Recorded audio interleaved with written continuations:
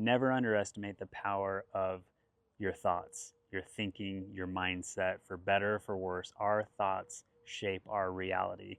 I did the Ironman relay bike race last week. Par for the course, it showed up with its own set of challenges. I had only done a 5K before this race. So I keep telling myself, like, as long as I get 6 hours of sleep, I'm good. I've done long bike rides with 6, even 5 hours of sleep. I read a story to my boys. I lay down about 10:30. I have to be up at 4:30. And I'm like, okay, 6 hours of sleep. I got this. I lay down at 10:30. I'm super tired, but my body is just like amped up. Gets to 11:30. Okay, I guess I'm getting 5 hours of sleep now.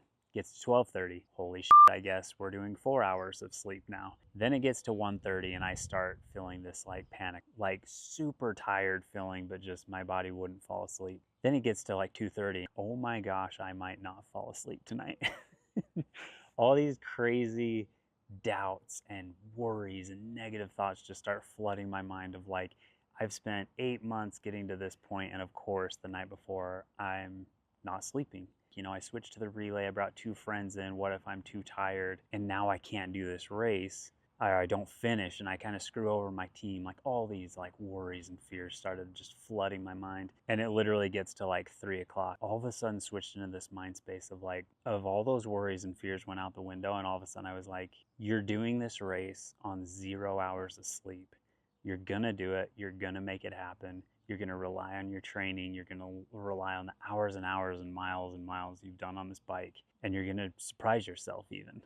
And so this is all the stuff I was talking myself into. 4:15, I'm still laying there. So I just get out of bed. I tried to eat food. I made like eggs and sausage. I ate like half the bowl and immediately felt like nauseous, like I was sick to my stomach. Meet my friend at 5 o'clock. We walk to the shuttle. I didn't tell him this, but on the drive up, I'm literally like contemplating, I gotta switch you and sit by the window because I'm ready to puke.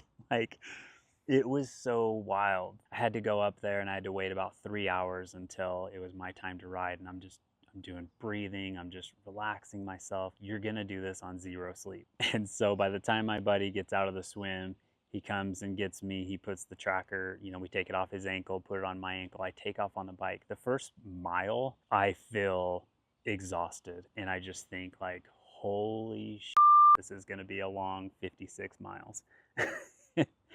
And I took a moment on the bike and I just looked around and I just took a moment and I just said, you're finally here. You've prepped for months and months for this. Look around and enjoy it.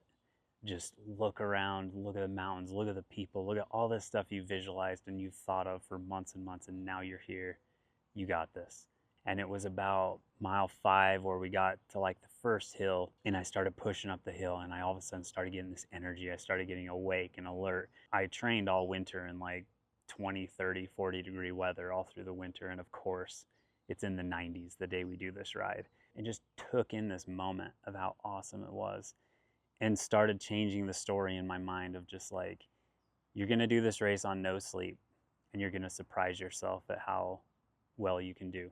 About 30 miles in, I remember coming around the corner, looking up and seeing my family like cheering for me. The signs they had made and they're cheering. I immediately just like sat up on my bike, no arms, just put my hands out, like arms out to him, did like a dumb little heart shape was like the first thing I thought of.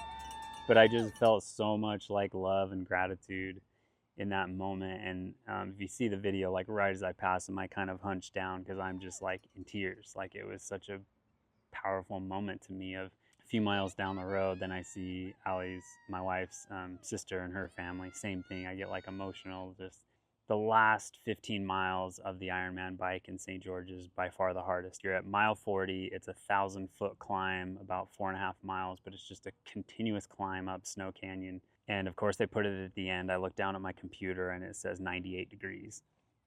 Not the band, but I'm start biking up and this crazy silence like falls on the group in the canyon.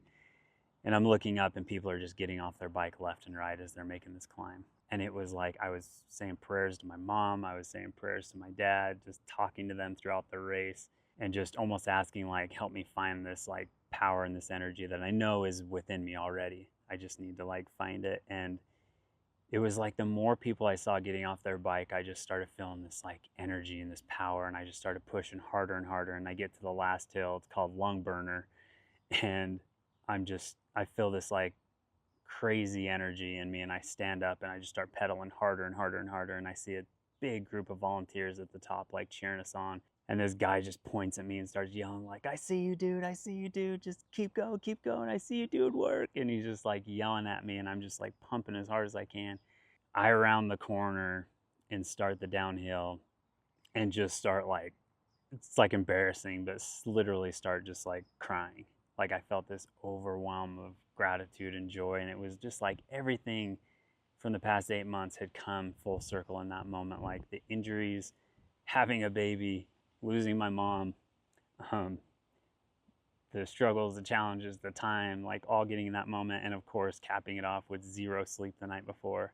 And I get towards the end, the last mile, I see like my wife's twin and her family cheering me on. I round the corner, I see my wife's brother and his family cheering me on, and it was just this like awesome overwhelm. I just start like ripping to the finish line and see my family at the end, see my buddy waiting to start the run, and I just take the sensor off of my ankle, throw it on his, and he took off for the run and just hugged my family, and it was a beautiful experience. And the reason I even thought to do this video was less about the Ironman and more about the mentality state that we live in day to day to day. And there's been so many moments in my life that I am stuck in negative thinking and lack and struggle, and it's been the theme of the past couple years of my life have been flipping that just default mindset that I've had challenges with over the year, and it's flipping that default mindset to positivity, that I can do this and I'm strong and I'm powerful and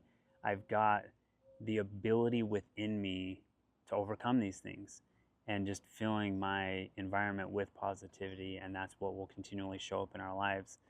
Fast forward, I slept like a freaking baby that night and I've slept well every night since. But man, I wanted to share that as like a personal journal for myself and anyone else who feels they're stuck in that negativity mindset or that lack mindset sometimes, that our mind and our thoughts are so much more powerful than we realize. If we are continually pumping negativity into our mind and our atmosphere and our environment, then that's what we will receive.